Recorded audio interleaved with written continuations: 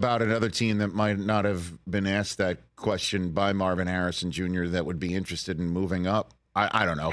I'm just, you know how this crazy ass business Our buddy works, DJ Albert. really stirred the pot on that one, huh? Well, I mean, yeah, that was. why not though? I mean, I look at what the Jets have done, and I think and I give Joe Douglas a lot of credit for this because they didn't whistle by the graveyard on the offensive line issue. And to get Tyron Smith and Morgan Moses and John Simpson in there as 3 potential starting offensive linemen and guys with a lot of experience, right? Like to bring those 3 guys in and 2 of them coming over from a program he knows really well in Baltimore for a base of $18 million. I think that was a good acknowledgement of what the problem was last year for the Jets, but it also, I think, frees them up to do this sort of thing. Don't you, Rich? A month ago we would have said, yeah, they have to take a tackle at 10.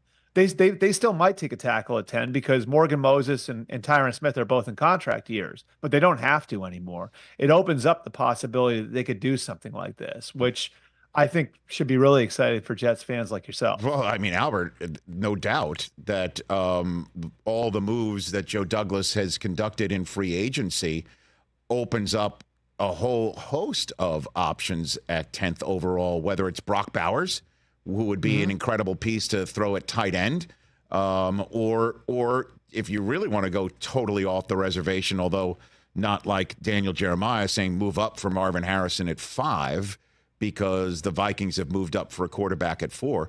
But let's just say there is no movement, right? Why not maybe take a crack at McCarthy or if you like Penix or anything like that at 10th? You use that pick there, and I know what that might do for Rodgers because we all understand what happened when the Packers started setting a clock on the future at his position. I don't know. I'm just throwing out there. What do you think the Jets might do at 10?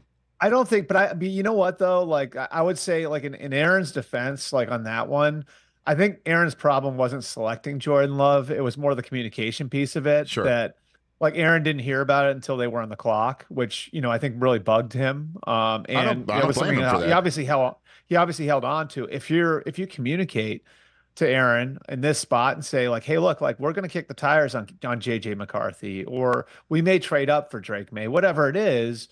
I actually think he'd be okay with it. And that's based on the way he treated Jordan Love. Like he has a really strong relationship with Jordan Love. So I think that could be in play.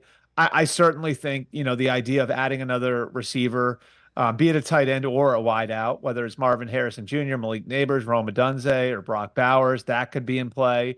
Taking a tackle, like I said, something that I think they'd have to consider there.